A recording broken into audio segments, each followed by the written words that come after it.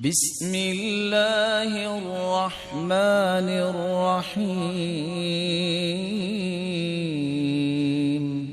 بلکہ رسول اللہ صلی اللہ علیہ وسلم نے تو یہ فرمایا کہ جو طہارت حاصل کر کے من خرج من بیتہ متطہرا،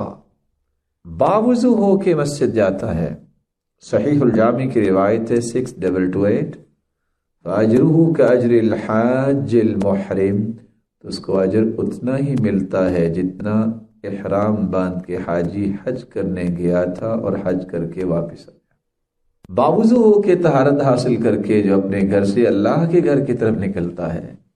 كانت خطوته احدهما تحط خطيئة والاخرى ترفع درجة، ہر اٹھنے والے قدم پہ اس کے گناہ معاف ہوتے ہیں اور اس کے درجات بلند ہوتے ہیں، صحیح مسلم 282۔ اگر طہارت حاصل کر کے باوضو ہو کے جمعہ پڑھنے جاتا ہے،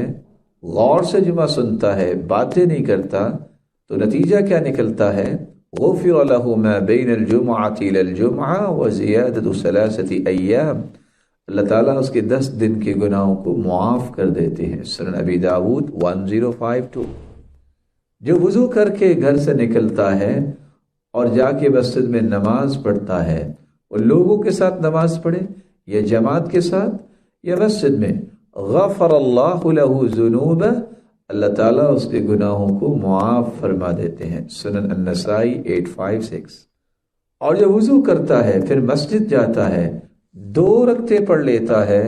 غفر له ما تقدم من ذنبہ، اس کے پچھلے گناہوں کو معاف کر دیا جاتا ہے، صحیح الجامع 6144۔ بلکہ رسول اللہ صلی اللہ علیہ وسلم نے فرمایا کہ جو انسان اذا تطہر الرجل، جب وہ طہارت حاصل کر کے مسجد کی طرف جاتا ہے، بكل خطوة يخطوها الى المسجد 10 حسنات، ہر اٹھنے والے قدم پہ 10 نیکیاں اسے اللہ ذوالجلال عطا کرتے ہیں، صحیح الترغیب 394۔ بلکہ رسول اللہ صلی اللہ علیہ وسلم نے فرمایا من توضأ فاحسن الوضوء، جو وضو کرتا ہے خوبصورت وضو اور مسجد کی طرف جاتا ہے، لوگ نماز پڑھ کے فارغ ہو چکے ہوتے ہیں، اللہ اسے پھر بھی محروم نہیں کرتے،